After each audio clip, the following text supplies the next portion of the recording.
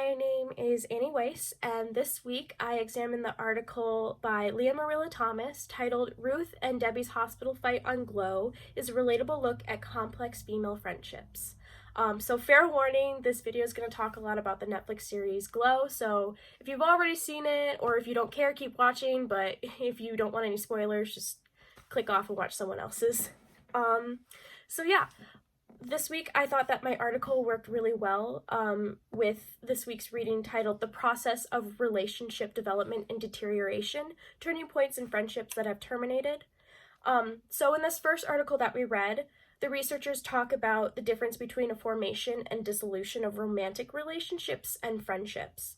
Models that we've learned throughout the semester or throughout other classes, such as Knapp's model of relationship development, don't always fit well with non-romantic relationships, and that's kind of what the article is stating.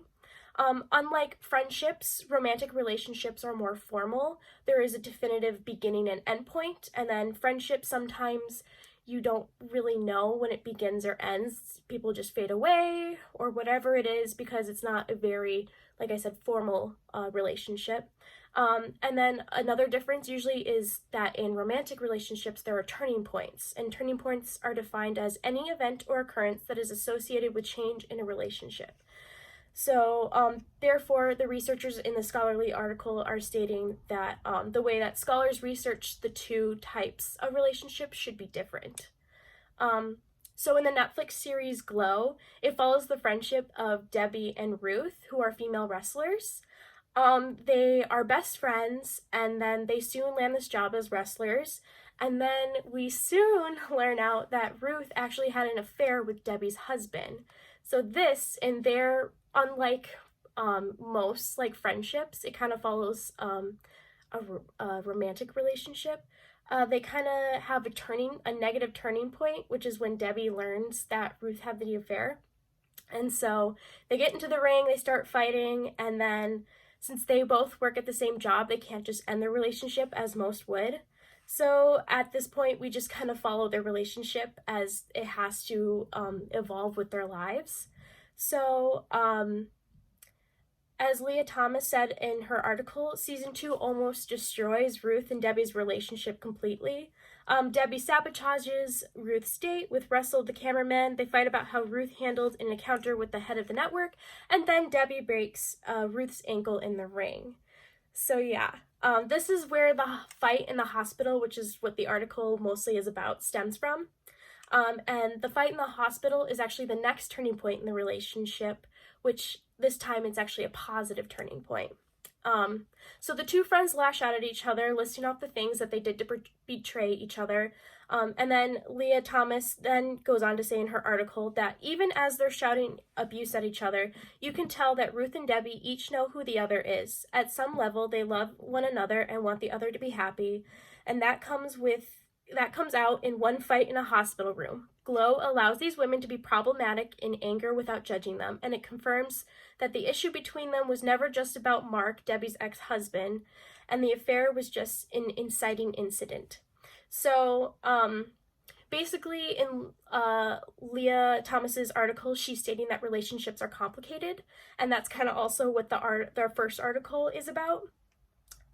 So there are layers that people can't see from the outside, and it kind of goes back to chapter 4 when we learn about perception or interpersonal perception, which is the process of making meaning from the people in our environment and our relationships with them.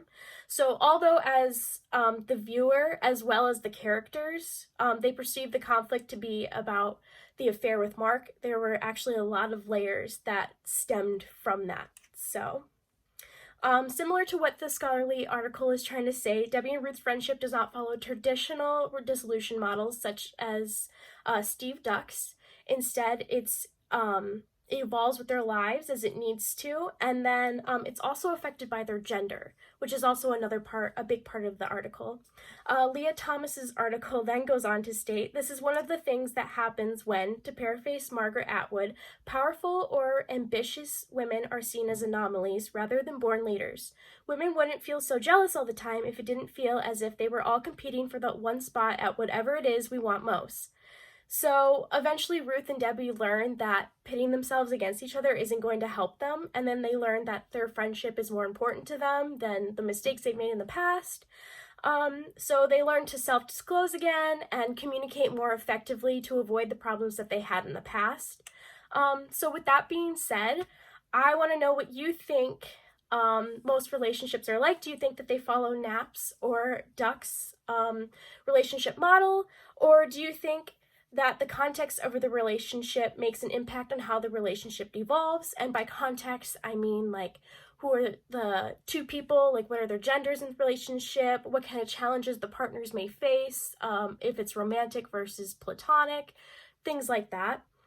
And then second, I also want to know, much like Debbie and Ruth learned to finally communicate effectively, in what ways has learning about the dynamics of interpersonal communication helped your interpersonal connections? So yeah, thank you for listening, and I'm excited to hear what you guys have to say. Thank you.